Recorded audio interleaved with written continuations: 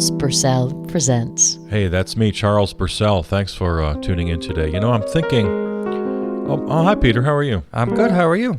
Yeah. Happy to be here. Did you vote in the last election we just had Sure. a week or two ago? Oh, I always vote. Good. Yeah, absolutely. I'm really glad to hear that. So you're not one of these guys who says, no, voting... Oh, yeah, I've got a lot of friends who say that.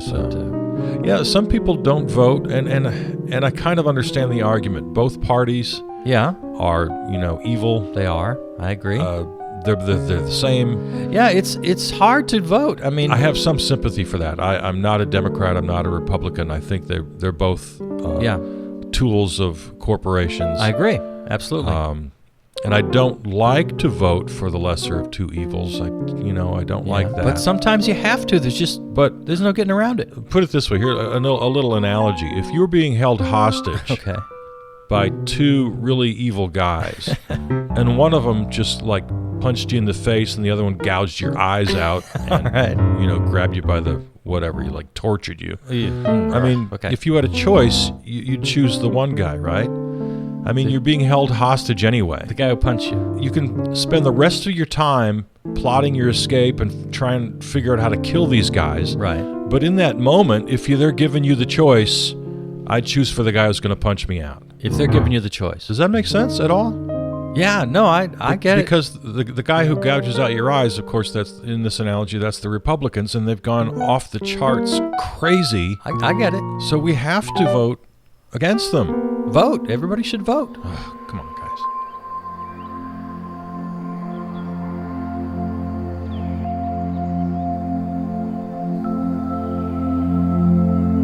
Now that you've cleared your area of all distractions, removed unwanted material possessions that don't provide nourishment to your soul, we can get started. Of course, it's always important to have a surrounding that feeds your intentions rather than inhibits them. Now, sit in a soft chair or on the edge of your bed. Lean down as best you can. And if you're wearing shoes, remove your shoes. Shoes are seldom necessary. I only wear shoes on special occasions.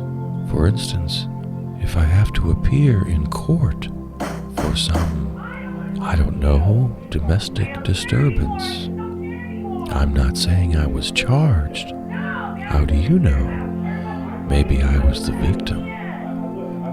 Or maybe I was the neighbor who's been called in as a witness because I can hear everything from downstairs.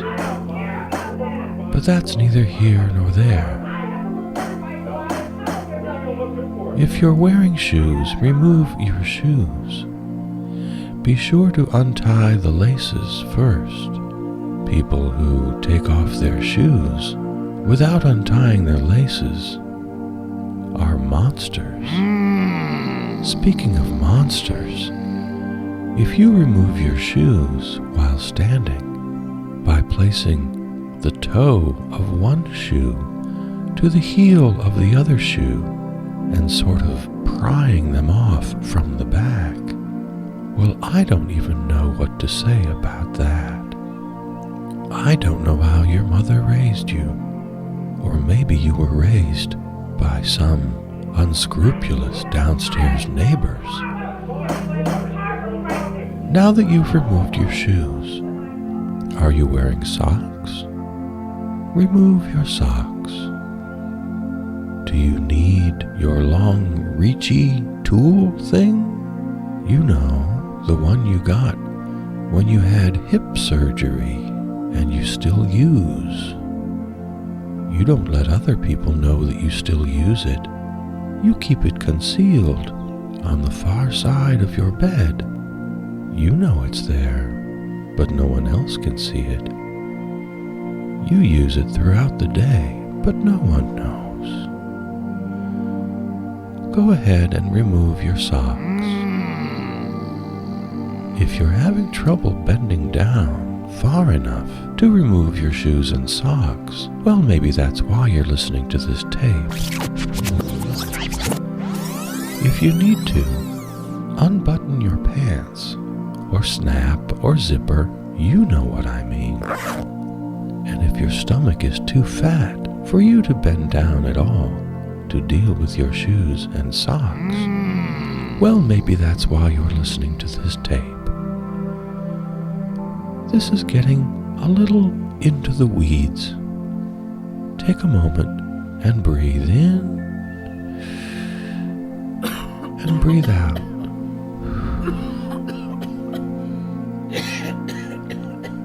I'm going to go ahead and assume that all of us have our shoes and socks removed. Did you notice how I said socks? I didn't say socks, because that would sound silly. To be respected, to attract positive energy in your life, you must always practice speech patterns that resemble more the California accent rather than the Midwest accent. Longer, more relaxed vowel sounds as opposed to the harsh, shrill, short vowel sounds of the Midwest. H-O-T is not hot. H-O-T is hot. Take the name Dawn. If you were to spell dawn, how would you spell it? D-O-N. How would a Midwesterner spell dawn? D-A-W-N. Dawn, dawn. They sound exactly the same. Well, then how do you tell the difference? A Midwesterner might say. I say dawn, D-A-W-N, and Don, D-O-N. Two different names, two different sounds. I think I've gotten off the topic. Let's take a deep breath in and a deep breath out. Now you're barefoot. At least you should be. If you haven't managed to take off your shoes yet, I suggest you turn off this tape and go have a muffin. All right, those of us who are still together, it's time to stand and allow the energy into your feet, up your leg, and, well, whatever's next. And your stomach. Your core is so important to you. Like the core of an apple, it's always there, holding everything else, never to be eaten. People who eat apple cores have bad energy. Once when I was young, my friend, I won't name him, I think he still knows where I live. He dared me. In fact, he double dog dared me to eat an entire apple, including the core and the seeds. My other friend told me that an apple tree would grow inside me and I would be consumed by it and die. A third friend told me that was an old wives' tale, but that I probably would get sick and have a very hard time releasing the apple core from my body in the traditional way. I gave in to the double dog dare and I ate the entire apple, including core and seeds. It was then that I learned the importance of health, both physical and emotional. I learned that some friends are assholes. Now, when I said that, I didn't mean the friend who dared me to eat the apple core. Again, I think he knows where I live. let's lean to the left, slowly but defiantly. How do you lean defiantly?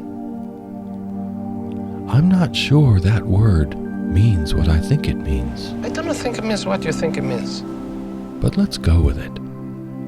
Once you've made a decision in your life, and once that decision has been made manifest into the world, for example, my use of the word defiant has been made manifest into the world, and onto this tape, and into your ears. Defiantly. And even though I've used it incorrectly, and I'm not sure how to correct that error, we move forward. Not forward exactly. I think I said to the left. Isn't that right? Ha, that's a joke. An unintended joke. Of course it's not right. It's left.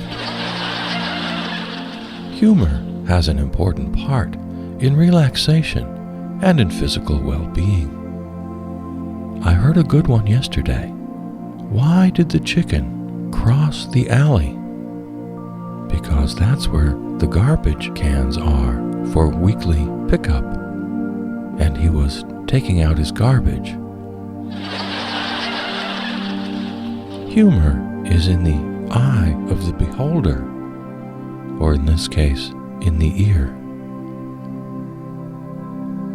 Take a deep breath and release.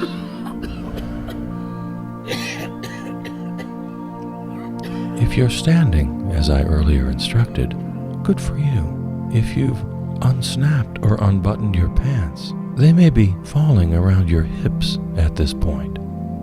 That's fine.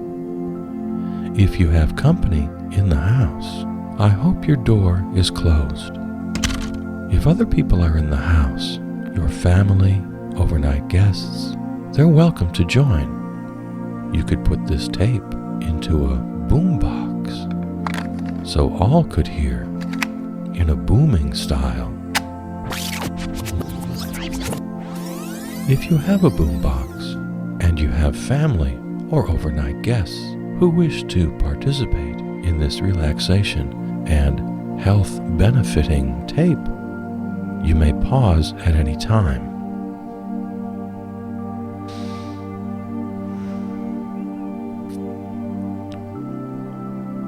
Welcome back. I was thinking while you were gone about my childhood and about growing up, mostly alone. I would make relaxation tapes in my basement where the acoustics were best. I had an old open-reel tape recorder that I received for Christmas when I was just a boy. My brothers and sisters were much older and didn't care about me or my interests.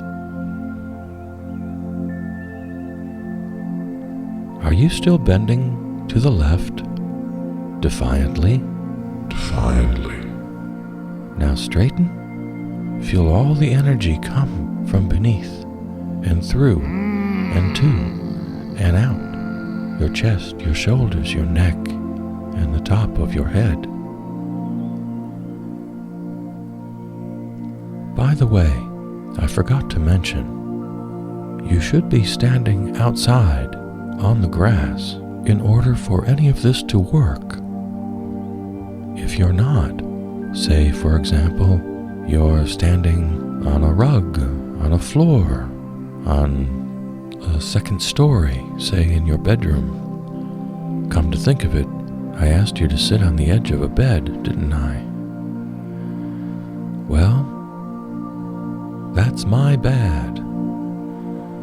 None of this works.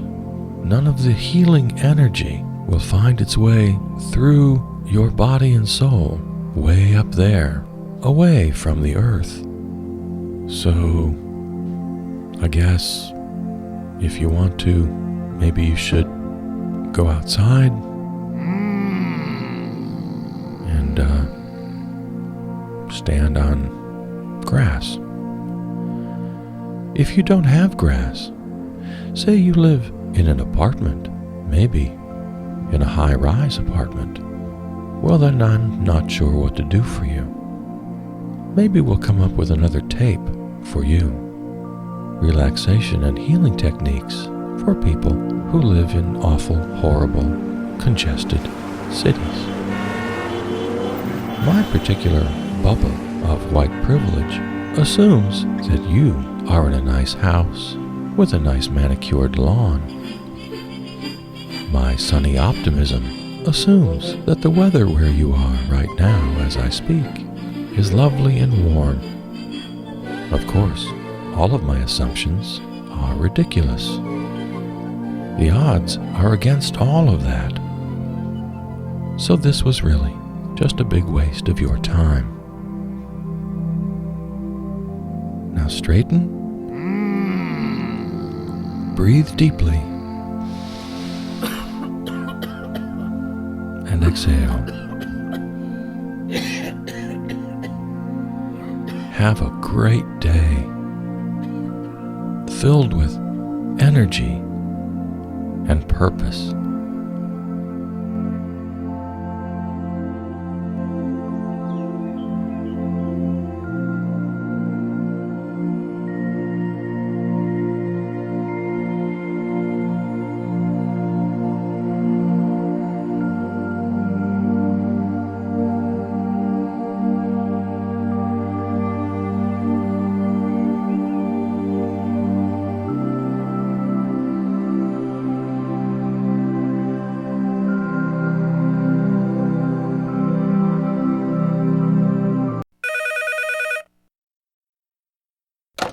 Hello? Yeah, hi. Who's this? This is Andy from the East Side. Hi, Andy. What can I do for you? Just calling to say I've been listening to your shows. Oh, thanks very much. Don't thank me yet, buddy boy. The show sucks. I'm sorry you don't care for I it. heard it last week, just tuning around the dial, you know? Yeah? And, I couldn't believe what I was hearing. But you kept listening? Well, it was like looking at a car wreck, you know, when you can't look away. I couldn't stop listening. I couldn't believe anything could actually be this bad.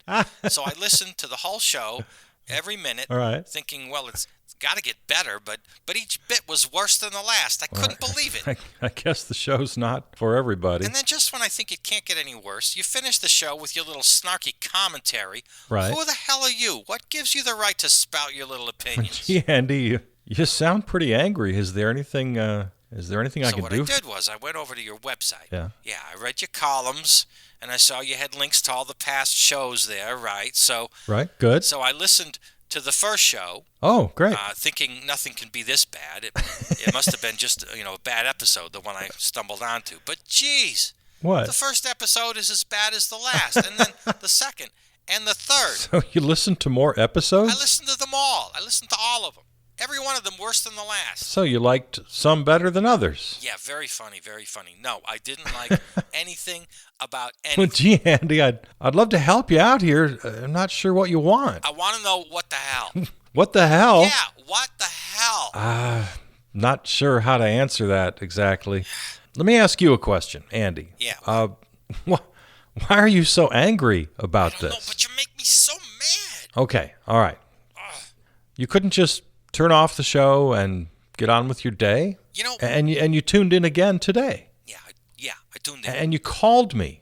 What, just to yell at me? Yes, just to yell at you and tell you how much I hate your show and how much it sucks eggs. You know what, Andy? What? I think you really like the show. What? Listen, you found it No. by accident, you said, just tuning around the dial. Isn't that what you said? Worst day of my life. Okay, then you went to my website. www.charlespurcell.com. Thank you for the plug. Right, and you went back and listened to the other The episodes. first episode. Right, but you continued Right, yes, I listening. listened to all of them. All the episodes. And I hated every one of them. And then you made a special point to tune in today. Yeah.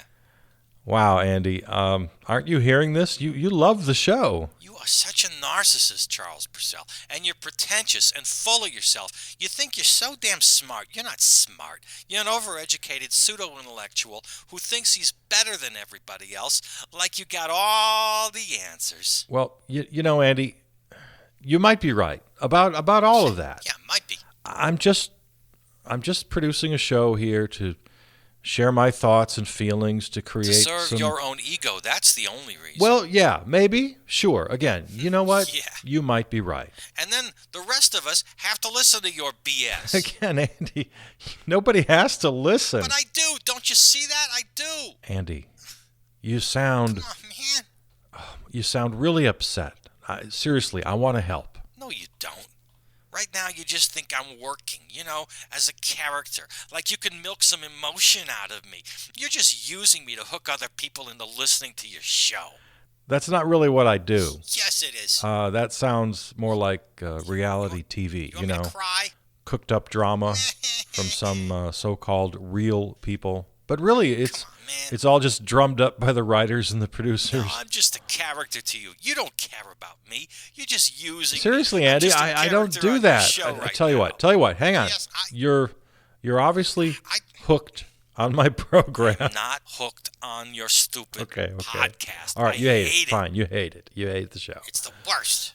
Since you're tuning in every week, anyway, why don't you right now? Why don't you tell me how I can improve the show? Improve the show. You can't improve crap. It's just crap. Come on, Andy. I'm With flies I'm giving you a flying chance around it. to tell me. And it's a hot day. Come on, Andy. And wow, it's all gross. that is just really It disgusting. smells. Come on, what don't you like about the show? All right, you really want to know? Okay, I'll Yeah, tell. I really wanna know. I'll tell you. Here's one. I can't tell if it's supposed to be funny or not. Yeah, Sometimes it sounds like you're trying to be funny, but then you're not, and that's true. I get confused and I get angry. Andy, I tell you what, that's not you, it's me. Oh. A lot of the bits on the show are not funny. But they sound like they're supposed to be funny. Yeah, they do. Why do you do that? I don't know, Andy. They just come out that way. Sometimes it's kind of more like performance art, I guess, for lack of a better term. Yeah, that's what I thought you'd say. Performance artists are just failed comedians. You know that, right? You can't be funny, so you just call it performance art. Like, oh, it wasn't supposed to be funny in the first place. It's art. I know that game. Well, Andy, you might be right. You might just have me there. And another thing. Good. Andy, keep going. Hey, don't talk to me like I'm some psycho patient on your couch, all right? Sorry. Another thing? Yeah, another thing. Not only are you not funny when you sound like you're supposed to be funny, a lot of times, you don't have a point when you sound like you're about to make a point. Well, that's true. Yeah. We do that here on the show. That's intentional, actually. This sounds like more funny, not funny performance art bullcrap. Again, maybe, Andy, but I have given this some thought. What I'm doing is I'm employing the use of absurdity. It's absurd, all right. I don't mean absurd in the colloquial sense. I mean absurd in the literary or artistic sense. You are so freaking pretentious. I'm sorry, but you asked. But satire is supposed to have a point. Yeah, I agree. Oh, I totally agree. Satire should have a point. Yeah. But a lot of what you hear on this show is not strictly satire per se. I'll say. It's absurdist. And with absurdism, the artist has no point by intention, by design. So why do you even put it out there? Well, speaking for myself, Oh, Jesus. Here we go. More pontificating I have two reasons. from the expert. First, the piece itself, in my case, a scene or a monologue, here on the show, is kind of a proclamation in defense of chance and chaos. To say that reality itself is random and therefore cannot be understood. And to kind of embrace that, kind of give us permission to admit we don't understand, to reject the overconfidence of know-it-alls who feel they can explain everything. Know-it-alls who feel they can explain everything. Does this remind you of anybody? Yes, Andy. I hear the irony in the moment. Yes, I do. So nothing means anything? Right. That's pretty dark. No, not really, because the other benefit of absurdity, kind of the yin to the yang here, is this. While pointing out the folly of believing in preordained patterns, you invite the audience, the listener in my case, to invent their own patterns to construct meaning out of the chaos presented. You write this stuff down first? And the beauty of it is that both the artist and the audience acknowledge right from the outset that meaning is being created in the moment. This sounds like another excuse after the fact, because you couldn't come up with anything to really say.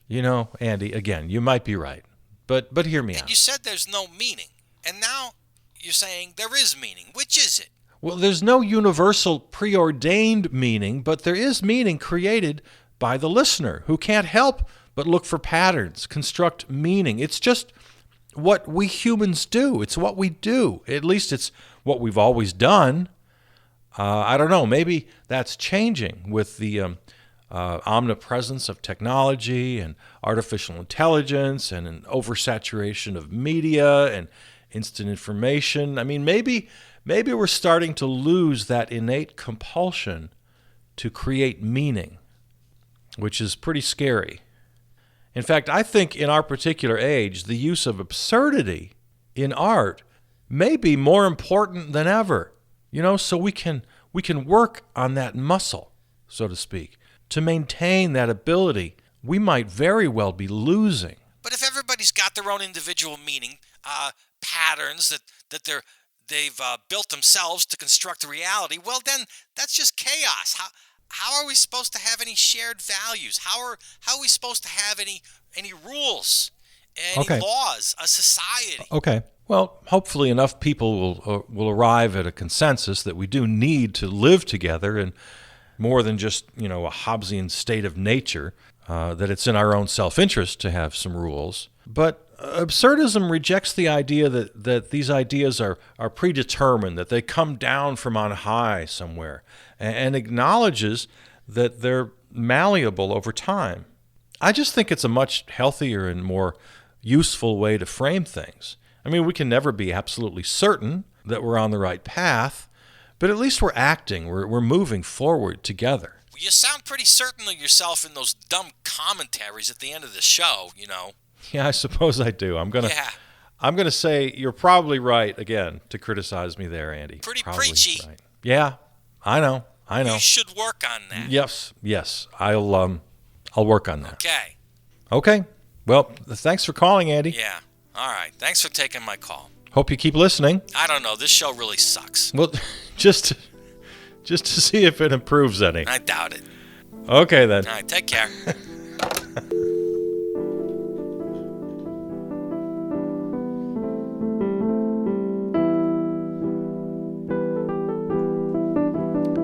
In deference to Andy's wishes, we'll skip the commentary tonight. We'll let that conversation stand as tonight's commentary.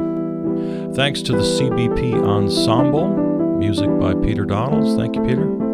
Find this and every episode and more at the website charlesburcell.com. You can follow me on Facebook and Twitter. You know how all that works. Listen and subscribe at Apple Podcasts or your favorite platform. You can find us pretty much anywhere. Just search Charles Purcell Presents.